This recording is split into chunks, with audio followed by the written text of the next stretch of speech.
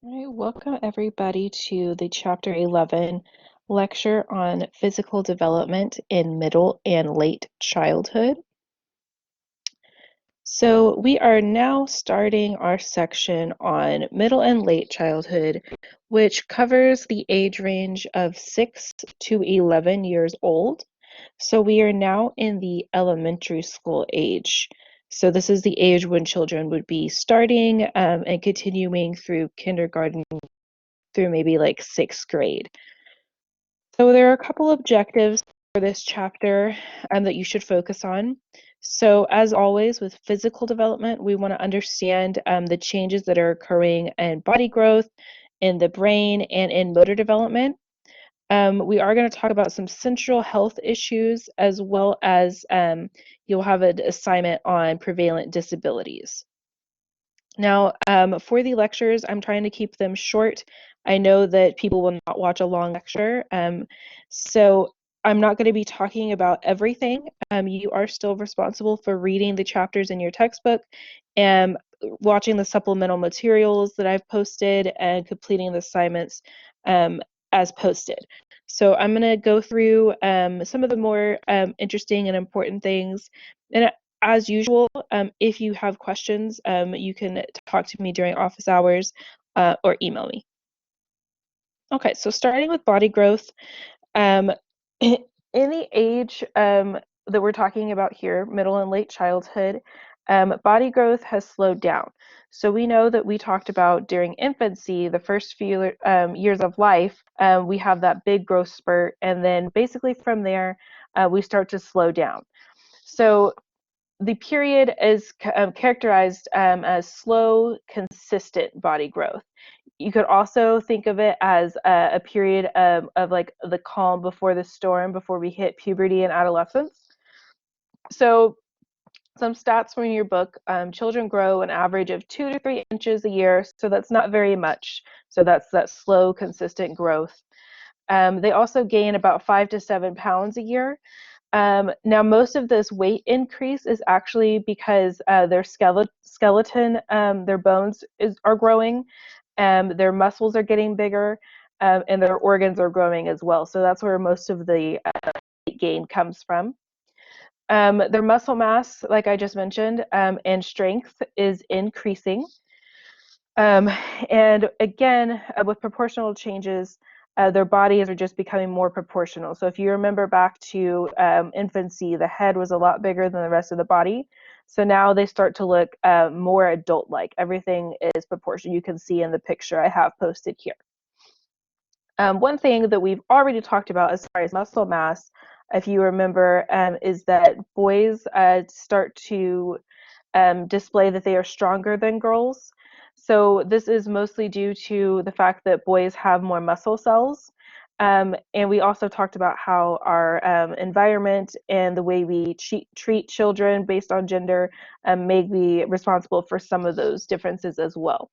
So those are just the straightforward facts about what is happening as far as body growth goes. Now let's talk about the brain a little bit. Now, some of this is repeated information from our early childhood chapter because some things aren't changing too much.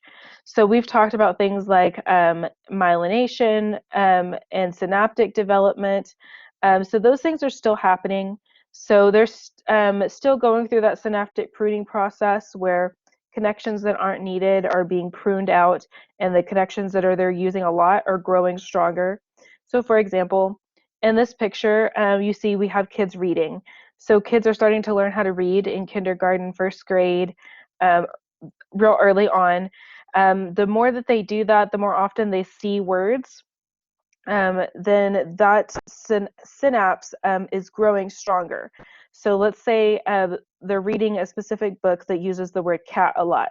So every time they read that book and they see that word cat, that connection is growing stronger and stronger. So eventually they'll just remember, they'll be able to say it very easily. We also talked about myelination and how increases in myelination allow for information to flow faster. So that is happening here as well.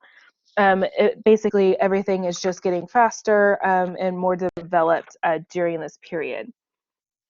This also allows them to control their attention a lot better. And we'll get to talking about some of those cognitive aspects in chapter 12. Okay, so motor development is also going to be pretty quick because we've talked about this a lot. So as the children are aging, their movements become smoother, more coordinated. So things that they weren't able to do before, like say tie their shoes, they start to be able to do.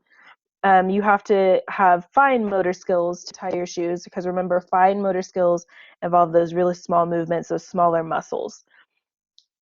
They maybe start to learn how to ride a bike, they start to write. Children start to do sports, which requires a lot of motor skills, both fine and gross. Um, boys tend to be better at the gross motor skills, again, those skills that involve the bigger muscles, while girls tend to be better at fine motor skills. Now, some of that might go back to the difference in muscle cells, but I also think that we discussed how our environment probably plays a role in that too, and the types of toys that we introduce children to do based on their gender from a young age. That leads to the type of activities they may be um, active in the elementary school age. Okay, so your textbook goes through some other motor skill development, but I think we've talked about this a lot that you probably understand this so far. Okay, so now we're going to move on to talking about some central health issues. So the first one is nutrition. Now again, we've talked about nutrition a lot, so I won't go too much into this. I'll let you read this section in your chapter. We actually had, when we did our fast food activity, one of our groups brought up this healthy eating plate. So this is a way that you can teach children how to eat healthy. You can see, like, it shows you how much the portion of your plate that should be taken up by vegetables, by fruit, by protein, that you should drink water, and then it also throws in to stay active. So this is something that kids at this age would be able to understand.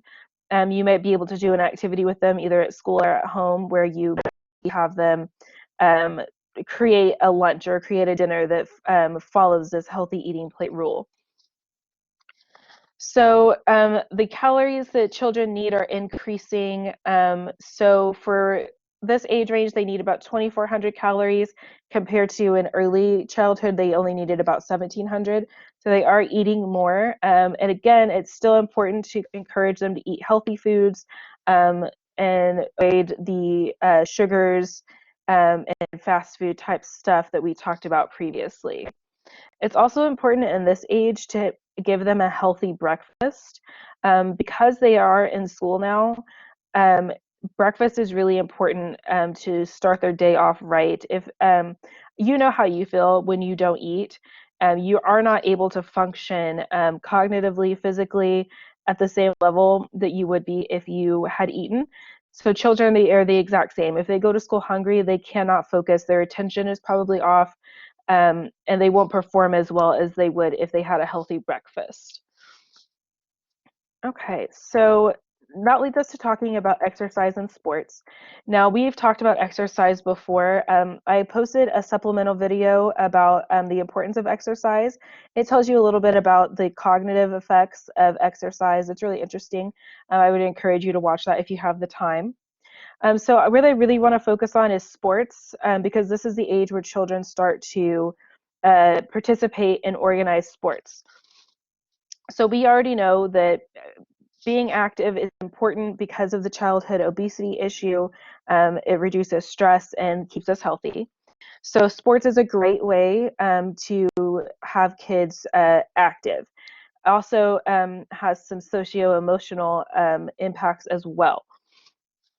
So we'll talk a little bit about some of the positive and negative consequences of sports. Positive consequences would be maintaining a healthy body weight.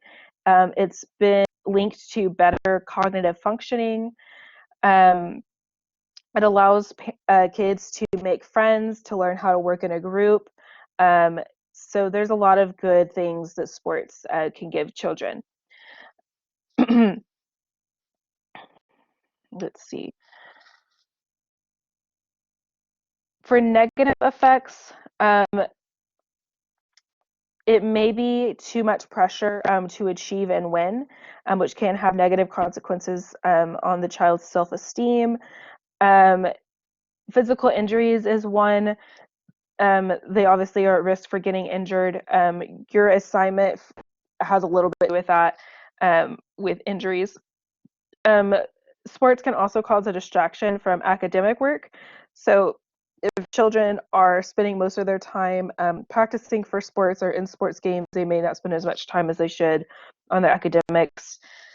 I feel like that's probably more of an issue for adolescents. I know my brother plays football for his high school, and they leave school early a lot for games and practices and things like that. So that's taking him out of class. So I feel like that's more of a problem for teenagers than elementary school. One other thing your textbook lists is that it may give children an unrealistic expectation for success as an athlete. Um, I don't know how much of a problem that really is. I think that kind of goes more on the parents a little bit. But overall, I think sports are mostly positive for kids, especially because we know that our PE classes in school don't really give children a great chance to be physically active. They need more time than the time that they get in PE. And a lot of times in PE, they don't have to be active either. Sometimes it's more just like a recess where they can kind of do whatever they want. And if they don't want to do anything active, they are not forced to. Okay, so let's move on. I already mentioned obesity. We know that childhood obesity is an issue. Um, there are some gender differences I'll mention. Girls are more likely to be obese than boys. Again, that might go to the fact that girls have more fatty tissue than boys. Um, with race, African Americans and Latino children are more likely to be obese than whites. You might have some ideas on that, on why you think that might be. Something might be SES status, or culture, the type of food that's being eaten. There is a link that children who are obese, so if you're an elementary school child and you are obese, you are most likely going to also be obese in adulthood as well. So that pattern is going to continue on. There also have been some studies that have found that heredity is an important factor in obesity, and that things like your body type, your height, your body fat composition, and your metabolism are inherited from your parents. So if you have a parent who is obese, you might be obese as well. Now, I hope that you're thinking, well, that might just be the environment, not just heredity.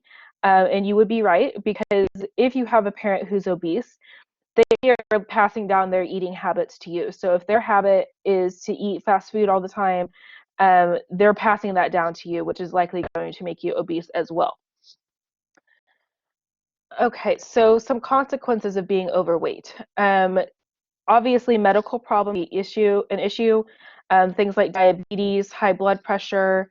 There also are some psychological problems. It can lead to low self-esteem. It could lead to depression, and it might lead to exclusion, especially for children. So for treatment for obesity, your book recommends that for children that they have a diet that follows the healthy eating plate we discussed previously. Also that they exercise, and if it's really serious, you might have to do behavior modification, essentially rewarding them for good, healthy behavior choices. Okay, so let's move on to talking about disabilities very quickly.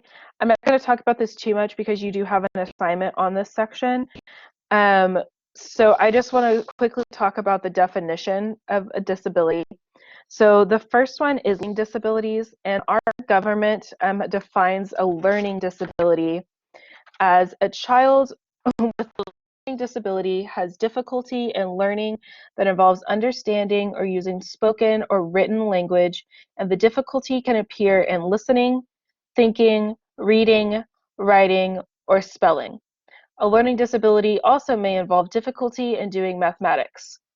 To be classified as a learning disability, the learning problem is not primarily the result of a visual, hearing, or motor disability. Intellectual disability, emotional disorders, or environmental, cultural, or economic disadvantage.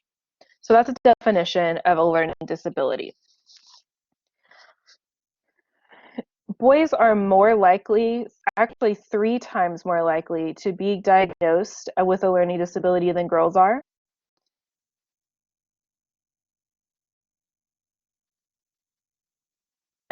This might be because boys are more likely to be referred for treatment based on their behavior in the classroom.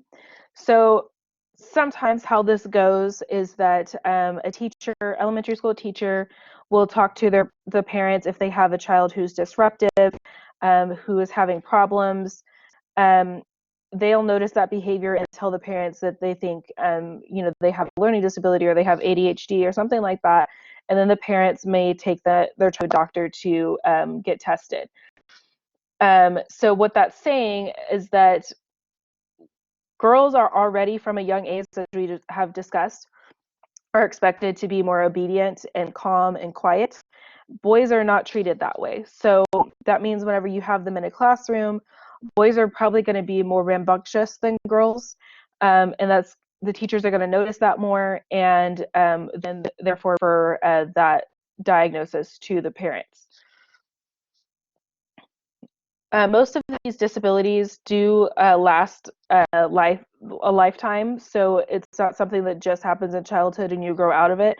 People struggle with this for their entire life for the most part. Most students are going to struggle in the areas of reading, writing, and math. A problem with reading, 80% of children that have a learning disability.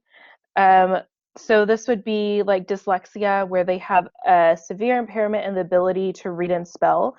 Some people describe it as letters move around, they don't appear as they should, so that makes it really hard to read and spell words. Dysgraphia is a difficulty in handwriting, so that would just be what you would consider maybe sloppy handwriting, hard to read handwriting. And then dyscalculia is a arithmetic disorder, so that's trouble with math, is dyscalculia. Now, we bring these up now because this is the first time that anyone would probably notice these, and the first time that it would probably be diagnosed again because children are just now starting school. So there haven't been any actual causes determined. Again, it's probably genetics. This type of stuff tends to run in families. It could also be caused by problems during the prenatal period or delivery. So if you have a low birth weight infant or a preterm infant, we tend to see this correlated with these different learning disabilities. There are some interventions. It mostly involves intensive intervention to improve reading skills. So where you have a one-on-one tutor type situation, basically, to help the child catch up to where the rest of their peers are. Okay, so I'm not going to go over attention deficit hyperactivity disorder or autism. I'm going to let you read about those in your textbook and then do this assignment that I posted. But if you have any questions, definitely let me know. So this lecture is both Tuesday and Thursday, so you do not need to watch it all at once. You can pause and come back as many times as you need to.